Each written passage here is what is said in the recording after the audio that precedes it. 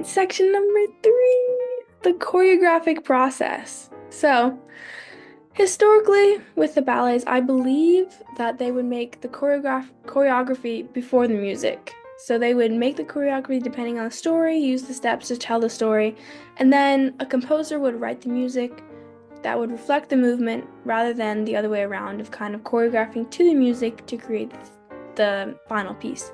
But today, as we know, it's kind of more common to choreograph to music and really hit those satisfying hit like beats and align with the music, and it really creates a different way of telling the story. So, as we know, just as a recap, choreography is a form of pushing dance forward and evolving dance in general. And choreography is also informed by personal experiences. So, as dancers, we train to perform choreography. We are in the studio to build our technique so that we can perform choreography. I think this thought often gets lost in a lot of dancers, especially young dancers, because we're in the studio training so much, we don't really get that feeling of we're training to perform as much as we're training to train. So there are a lot of different ways that people choreograph and different processes that people kind of go through depending on their vision, depending on the way that they work.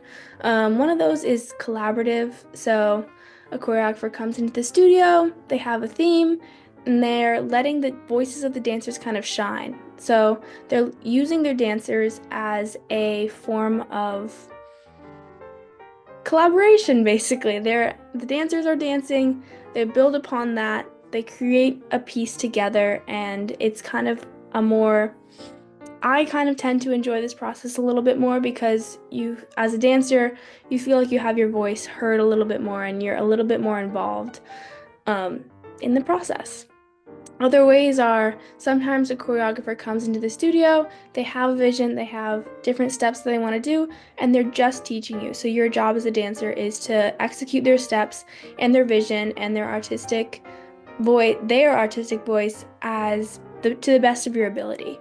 Some choreographers use props depending on the movement style, depending on what they're trying to do.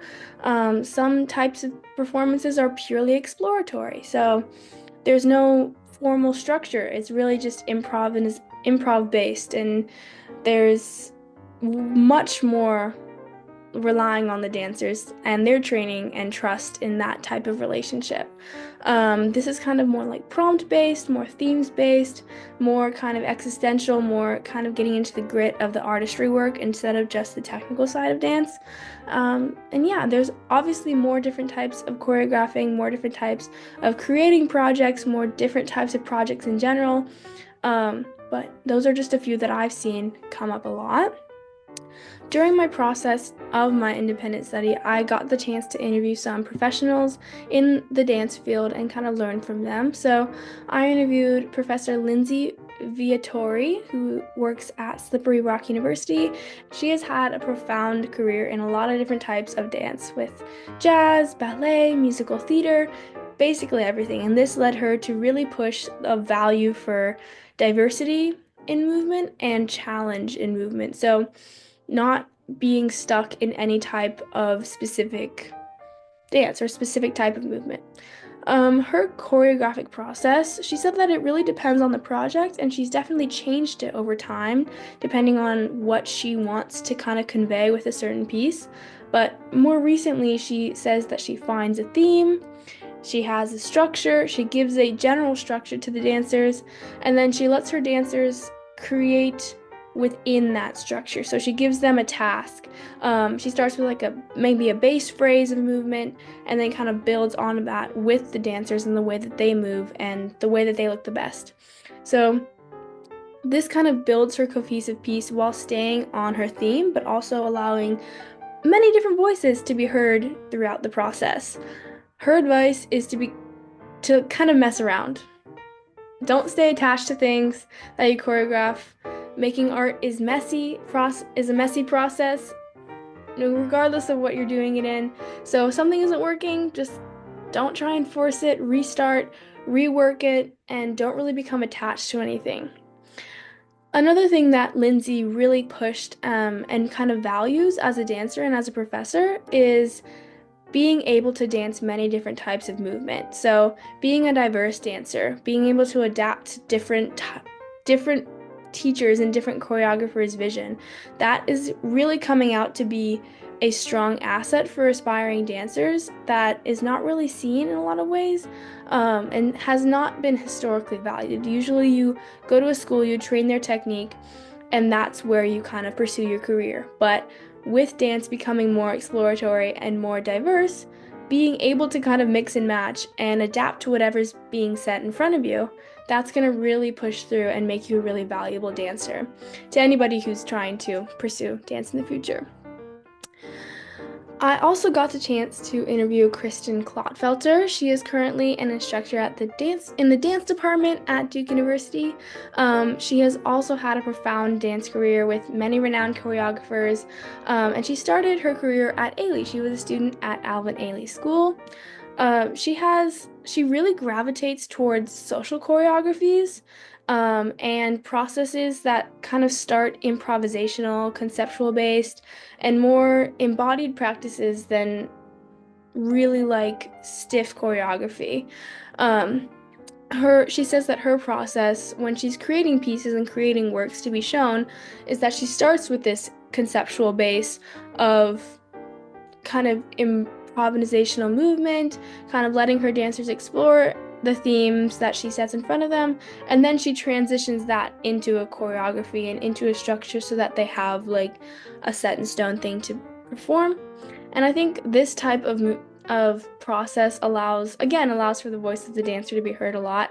And as we can see, it's becoming a lot more popular to have this type of process in choreography, because whether or not you're in a class or you're working on a more artistic piece, what I see is that there's a lot of different ways of going about it, and the works that really get valued and get higher praise are when there's not just one voice being heard, when there's a lot of different perspectives and there's a lot more intricacies in the type of movement in the dance. That's when I really see better feedback, more connection with the audience, and I think that generally works a lot better. Obviously, if you are a choreographer that just has an idea and has something set in stone, that is your right to have your voice heard, and that's going to be its own thing. It's going to be its own type of process, its own type of work, and that's going to be more centered around you, which doesn't say that it's going to be worse. I just see that this kind of collaborative process is just a little bit more accessible to a student and accessible to dancers that are kind of still learning and growing. That being said, my personal choreographic process is very similar. It has a lot of give and takes to this. So, depending on what kind of theme I'm working on, I always start with some type of question. This is really similar to how I've been taught to write journalism articles and news articles. I start with a question about a conflict or some tension that's going on, whether it be my life or something external. I have a question that I want to explore, and I want to know something else. I want to know something new. And so I take this question, I have my dancers, I have whatever else is going on in the world around me, whether it's emotional, physical, spiritual, all of these different inputs, and we build from there. So whether or not it's me starting with a bass phrase or us as a group starting with some improv, we start building movements and building phrases and building the storyline and kind of creating an answer to the question that we originally started with, and that creates the piece that I finish with.